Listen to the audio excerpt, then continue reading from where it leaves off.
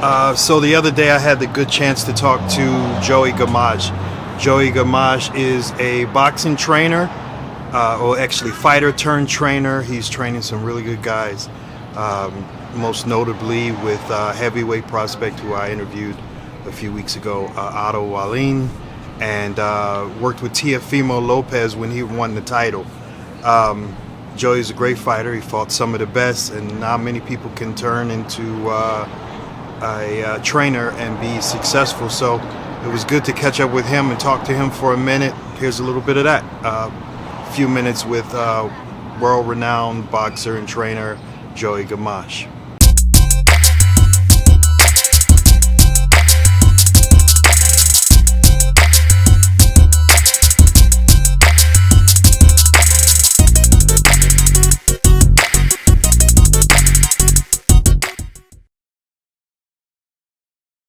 So, I was talking to Otto a little bit, talking about the odd couple of, like, in America, all the trainers for heavyweights look like big guys, or if it's a smaller guy,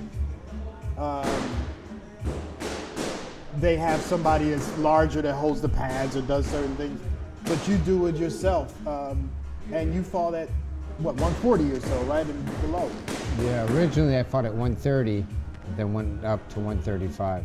Does it look amazing to you to see how these guys are doing that, playing the weight game? It does amaze me. I mean, that some of these guys that can go up to those weight divisions. But when you look back, you look at a Sugar Ray Leonard. He was at 147, he went to 154, 160, 168, up to 175. So, you know, it's been done. It's just, you know, when you're witnessing it and you're seeing a guy like Pacquiao go from flyweight to, what, welterweight, junior welterweight, super welterweight, that's a lot of divisions. Your boy Teofimo, he's big. He is big. Now, sure. he can go up to maybe, what do you think he can go up to, 154? Probably. I would think junior welterweight, and maybe the top's 154. Yeah, because he's got like a big frame. Yes. You know, like, it was so cool to see you in his corner for that fight. I must admit, I didn't think he was gonna do what he did. I was rooting for Rigondeaux to stop Lomachenko. But your boy, did you know he was going to do that? Yeah, we saw it coming. We knew how special Lopez is, and we weren't so focused on just Lomachenko as much as we were Lopez, because we felt that he had the goods to deliver, whether he was on the front foot or the back foot. He can do both. He can box, he can punch, he can go forward. You know, he's a powerhouse, and I think Loma knew that. We knew that, and so it didn't surprise me that those early rounds that Lopez handled him. Lopez is very special, believe me. He's the guy that has a good amateur background. Not everybody talks about it. Was National Golden Gloves champion, was the Olympic trials champion. He went to the Olympics for Honduras. They didn't allow him to go to the U.S. To represent the U.S. in the Olympics. He should have, because he won the Olympic trials. So he went to Honduras and he got robbed in the Olympics. It was crazy. He fought a Frenchman that became the silver medalist. That's not the first time that's happened. No, it's true, it's true. But hey, the guy had a good amateur background. So you can't sleep on a guy like that. And I'm sure, like Loma, I remember in one of the videos he did, he said to Loma, he said, Loma, he says, I'm coming to get you. You know, left that impression, that stays with you. I was very impressed that he had this defiance. We're not buddies. Right. Like we're not sparring. Like I'm trying to, hurt you. Yeah, You're trying to hurt me. And then, like when they don't look you in the eye when they're talking to you and stuff, you can tell that. Well, we talked a lot about that, but hey, we got to give Loma credit too, because an exceptional fighter, winning 2 Olympics, and then really he did a great job winning those 3 titles, 3 different divisions. And we knew what he was capable of, but the difference was what Lopez was capable of. I I don't think he ever underestimated Lopez. I think he, if anything, he kept his thoughts to himself, knowing that how dangerous Lopez is. Because that, an indication of that was those first 6 rounds. I mean, he wasn't getting too close to him. Well, I couldn't tell when you see these fights. You can't tell. Like we were talking about the last Povetkin Dylan White fight. Sometimes stuff happens in sparring or in training, and they don't divulge that. Right. To me, it looked like something might have been up. I couldn't tell. Was this guy that good? Was Teofimo that good that he was neutralizing him, or was his shoulder actually hurt? Did he know something? Did he feel something early and say, "Oh, no, I don't want to go that way"? Or, you know? It was a combination when you think about it, because just the skill set that he got to witness with Lopez being in there, and that power, you know. So well, we knew the power. Right. We knew the back foot was coming too. Yes. That's how we saw it, and we really, you know, the father and I and the therapist there, the massage therapist, we saw it all. We did. I mean, just we felt like with Loma that, hey, when you face a good guy like Lopez at 135, a pretty big division, especially coming from 126, that he was going to be too much. You worked with Loma in some early camps, right? I did. In the first couple camps I worked with him. I always wonder, how does that feel? Like, does that feel like, is it just business, or like you see Alex Ariza was in one camp, and do you feel weird about that? Do you guys discuss that, or? Yeah, I mean, we talked a little bit about it, but you know, Lopez is so special that he's not thinking so much of Loma, what he does. It's what himself does, you know, Lopez. You know, that he's a special guy. Yeah. He's only 23 years old, Lopez. So where does he go from here? Like, does he clean out the division? If you had your way, how would you, both he and Otto, how would you run them? Well, I mean, I feel like with Otto is that he doesn't have a lot of fights. He's got 21 fights, but he's still developing, and I still want him to develop. So, you know, it's not throwing him in too fast. When you say develop, we fought Fury already, okay? So we got that. Now we fought Kaufman after, now Brazil. That, you know, Otto's still a work in progress in his own way, and he knows that as well, that development, that when you're in there and you give Fury that kind of fight, because when you really think about it, no excuses or anything, but when you have 50 stitches here and here, that fight should have been over. So now, next time he'll get that shot. So now, like us guys, the trainer, and the managers, we have to sit down and talk and go over the next opponent. And like I say, that not over rushing either. It's tough saying that, because when you say over rushing, he already fought Fury. Well, that's what I was going to say. When you say develop, what are you looking for? Because keep in my improving. opinion, he fought maybe the most difficult fight in the division. Yeah, just my thinking is that Styles, you know, makes fights, and that Otto's in a good place. But that being said, you say, hey, listen, let's not make the wrong matches. Let's keep developing. And I'm saying develop because I feel he can keep improving, and that's important. He fought a good fight with Fury, don't get me wrong. He's had some good performances, but still, he needs more fights from me. You know, in today's world, yes, you tend to move faster, but I'm one, like I say, it takes 3 years to make a champion, 10 seconds to end one. You want to do it right. I'm with it. And are you drawing a lot from your career? Because you had, when I looked you up, I was like, you fought Arturo Gatti.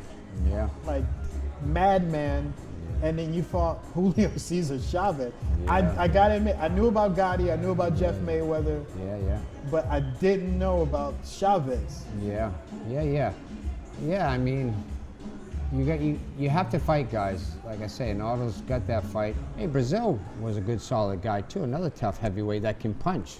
But you have guys, for example, like Teofimo Lopez. It's good that we're talking about him.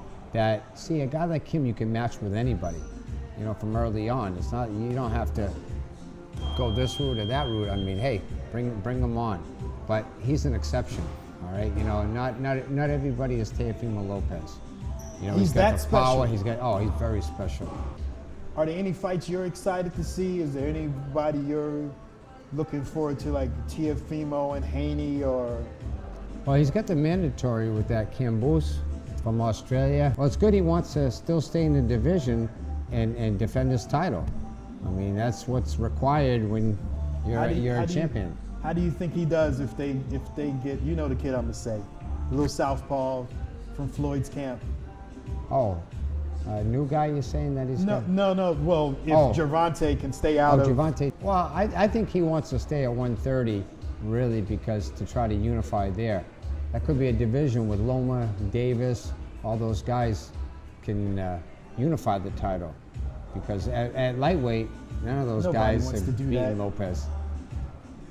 I think I've heard talk. You don't think Gervonta will give him a good fight? I don't think he's big enough. I mean, he's not really a lightweight, when you think about Gervonta. He's a smaller guy. I think he could really capitalize at 130. That could be the division for him to unify. Because he ain't going to do that at 135. Just Lopez is too big. But I mean, hey, I just think, when they think they get the four kings now, like Leonard and Hearns and Duran and Hagler, what do you got? You got Haney, you got Lopez, you got. I guess you can still put Lomachenko in that group. Garcia. I don't know. I mean, I really haven't watched him. So I've heard a lot of talk about him, and I'm clear that he's super, super talented. Right. But I haven't really seen the definitive, win like that. Well, really, you don't hear these guys calling out Teofimo. Yeah, maybe he reacted to Teofimo saying something about him, but in general, a good puncher like Teofimo is and a good boxer, you're not going to hear many people call him out. No. I mean, hey, the mandatory is fighting Lopez because, that's his only way. What's next for you? You got other guys fighting? You signing? Well, I worked with Joe Ward. He just fought in San Juan, Tell me Puerto about Rico. Joe Ward. I'm not that familiar. Joe Ward was a 2016 Olympian in Rio and out of Ireland. Very good prospect and developing, and he just won a 6-round decision over a rematch that what happened, the guy had stepped on his foot, Joe being a southpaw, and he went back and his knee popped. So they had to cancel the fight. So it ended up being a loss, which it should have been a no contest, right? Yeah, exactly. But he's a real talented guy. Like I said to you, you got a guy like Teofimo Lopez, and you can move him fast. You wouldn't turn down anybody. You fight anybody, whoever out there. You think is that? No, with Lopez. All right, he's that kind of fighter. Okay? So but another guy, like I say, you got to take your time. You can't treat everybody the same. Right. Let's say Keith Thurman comes to 140, or my man, Terence Crawford. Right. He already unified that division, I think, 140. You think, because he's having the hardest time, and I understand it. I get it. He's having the hardest time getting a real fight. Nobody wants to fight this guy. Well, it'd be good if they would negotiate and work to fight Spence. That's the match everybody wants to see. I mean, do the business. It's like Mayweather and Pacquiao. You made an exception there, make another exception. They're going to keep Spence away from. And I like Errol Spence, but I don't think. Yeah, well, I think you got to consider a few facts here. Let's say you have a guy like Errol Spence. All right, he's a natural 147 pounder. That's where he first started. Where Crawford started at 135, 140, 147. But he was having a hard time making some of those. He was. That's right. But at the end of the day, that Errol Spence is not a lightweight, wasn't a lightweight, wasn't a junior welterweight. He's a real welterweight. And he can fight, all right? I didn't know what was going to happen with him and Garcia because of the accident and say, well, now we'll see the truth revealed more.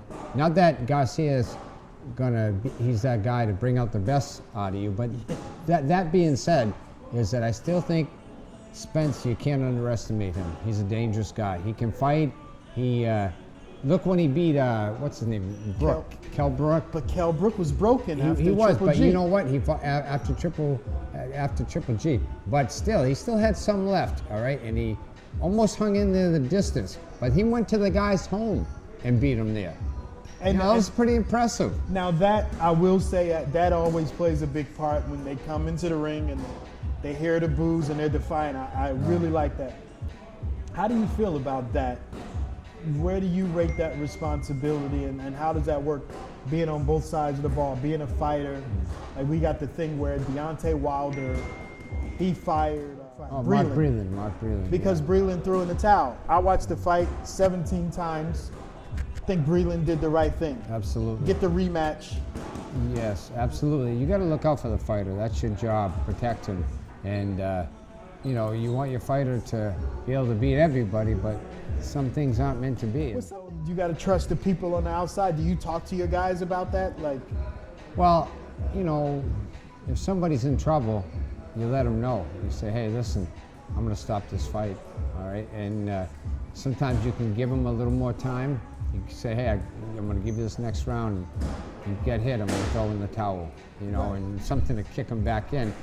But you have to always look out for them. You know, it's so important because you're the one that's here. You're the coach, the teacher. That's your duty to protect him because, hey, if somebody else doesn't, you have to. And they get into a fog when they're in there. That's right. And you got to believe that you could do anything. Does it bother you? This is something that's always bothered me when the ref comes over and says, like, are you okay? You got to show me something. Does that bother you as a fighter or as a corner person? Not really, because it shows me that they're aware, and they usually would do that for good purpose. I feel like saying, okay, it's like an 8 count. You'd say, hey, are you all right? You know, how do you feel? Take a walk, take a step, you know, move over here. No, I'm talking about like on the break. Right. You got your 1 minute in the corner. Right, yeah. And the ref comes over and says that thing. Right. Well, it's just awareness to everybody, you understand? And most important, the fighter and the trainer, because you already have that awareness, but it's just another reminder to say, hey, let's look out for this guy. Okay. So, because I always looked at that and I always say, I feel like that's an unfair advantage. It's right up there with when they ring the bell and they make you walk over to the doctor. right. If I'm the opponent, if I'm the guy in the other corner raring to go, now I'm really ready. Yeah, to go. sure, Like, it's a giveaway, that's right. Yeah, it's like I'd rather them. Yeah, but back to with Crawford and Spence. That being said, what I mentioned about Spence and him being big and a very good fighter, you still have to look at Crawford and say, man, this guy's special. Boy, I he's mean, so special. just what he's accomplished and how he's done it. I mean, just incredible. And not the greatest. The thing I like about both of them, Spence and Crawford, but especially Crawford, it's not one discernible thing. Incredible, just the talent. Hey, buddy, how are you?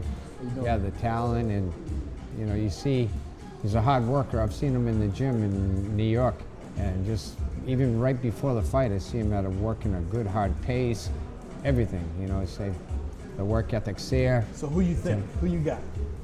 You got your you know, I used $100,000. to have Spence, all right, but now I'm right in the middle. You know, I mean, how old was Crawford? 33, 32, Something 33? like that, yeah. I'm not sure. Maybe Spence a little and younger. hasn't had a lot of, hasn't been shot worn and like the Olympics and all that kind of. I think it's a 50-50 fight. Really? You know. I'm gonna come see you when that fight comes out. I'm come to the gym with my wallet on me. Yeah. I wasn't sure before the Garcia fight because I figured I said After the car accident. Yeah, that's right. That was my concern, big concern. And I said, we're going to see the best of Errol Spence. And the guy to bring out the best is a Crawford. I don't know. I mean, to be honest with you, my interpretation of it, what I see when they're around each other, you got to feel like a guy like Spence and a guy like Crawford, they'll fight anybody. You know, I mean, he's a former Olympian, Spence. You know, he's such a good fighter. why wouldn't he want to fight the best? And That be Mayweather unified? syndrome. I don't know. How do you Yeah. feel about that? That's I'm gonna leave it No, here. I don't have a problem with the I mean, that's part of boxing. And listen, some guys can even do better off of it. Get that out of the way where it happens. That's I feel like a keep lot of the best improving. fighters all lost. Yeah, Like yes, what are you talking about? So yeah, that's part of the territory. Hey, it'd be nice to be undefeated, and everybody wants to stay that way. But if you lose and well, you it's did still pretty better well. fighter. You got 4 losses. Yeah. What, 50, 59 fights. 59 Yeah. fights, 4 losses? Yeah, You're okay. Yeah, I had a good career. But you know, when you're from New York, when you're from California, when you're from these big places, Detroit, Michigan, you know, places that a lot of experience. That's where you improve more and more and more. Yeah. And being in those places doesn't mean you can't succeed in a place like Oklahoma, Right. you know, or Texas. I mean, or Nebraska, I should say. Yeah. Crawford's from Nebraska. Yeah, from Nebraska. Yeah. I was talking to Otto about asking him what was the luck that he had to have such a good team. You know. Yeah, I agree. You know, he's an intelligent guy that makes good decisions, and he's been smart putting a good team with you because that's so important to succeed. Without that team, it's hard for somebody to do it on their own. You better have a good team. Yeah, exactly. or this game will eat you up. But yeah, I think the good topics that you mentioned, you know, Otto, I think he can be, I really believe he can be a champion. But that being said, that we can't just rush him in, even though he's fought at Tyson Fury. Last question. What do you think happened, and how do you think Otto does in that situation with this Andy Ruiz? Yeah, Andy Ruiz. I mean, listen, Andy Ruiz is a good fighter, good skills and everything. You know, he's got a good team he's with now. He's made good changes. Yeah. So it's all positive. I mean, you know, it's what he brings back to it, how bad he wants it. I mean, he's already showed that he's capable of being champion by beating Joshua. Now this comeback, it's just if he wants to be consistent with his work and really want it, you know, the mental and physical end.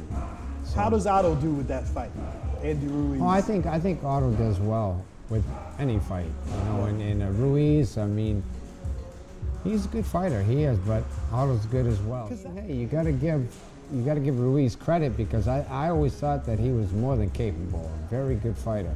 All right, but.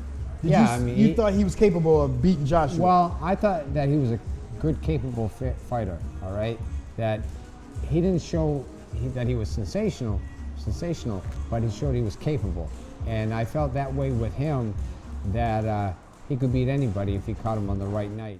He got the championships, and hey, unfortunately for him, he lost them, but he still showed that he was on that level. I mean, if you can beat a Joshua, he's a very good fighter. That you belong there, right? Were you okay with the way he won his titles back? Yeah, I think, hey, it's about being smart too. You know, make a hard Was fight that- easy, not an easy fight hard. What's the difference between smart and scared?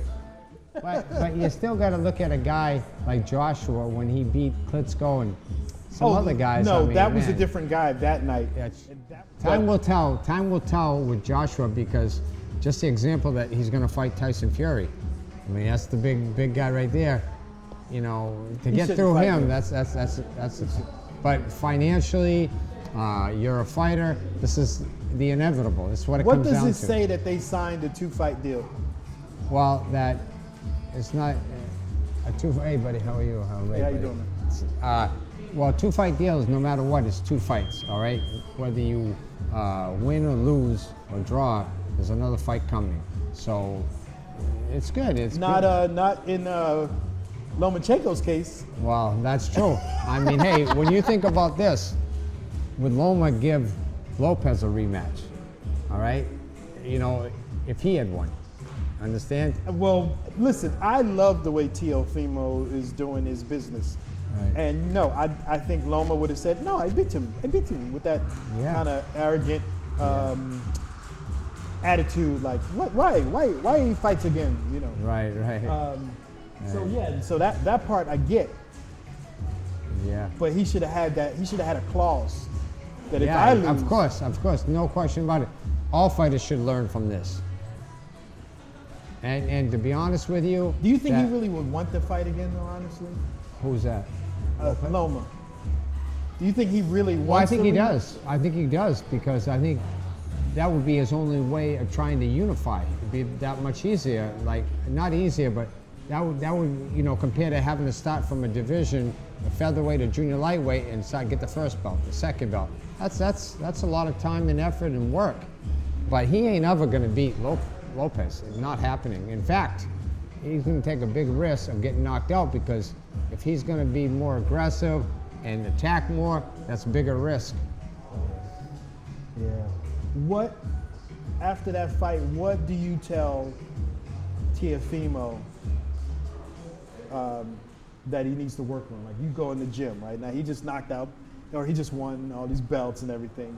Yeah. How do you tell him, like, well, what do you tell him to work on? Like, say his jab, or, hey, you got touched up a little bit. And how do you do that, and how does he take it? Well, he's a real fighter. He's a guy, he's a very smart guy. You know, you keep reminding him about fundamentals, good defense, good footwork. He's got all these tools, but you have to keep working them to keep improving. What I mean is he trainable at that point, or do you have to break him down a little? You know what I mean? No, Like, I mean, he's a student of the game. Okay. He's that kind of guy. You know, he knows what he's doing out there. Okay. But he doesn't. He respects the trainers to listen. Because that was the one little vibe I got from him. I was like, this guy might think like, Yeah. I got it now. He doesn't think that way. Believe me, he's a hungry champion that wants to keep succeeding, and he knows what it takes. Oh, he will. And I'm happy he went with Triller. I hope they give him all the money. Okay, Joey. Okay, thank Man, you. thanks a lot. All right, Appreciate you. thank you. Bye-bye. Okay, so we hope you enjoyed that. Check out the links below in the description for more content, and thanks for checking out Purgatory Perceptions. Appreciate you.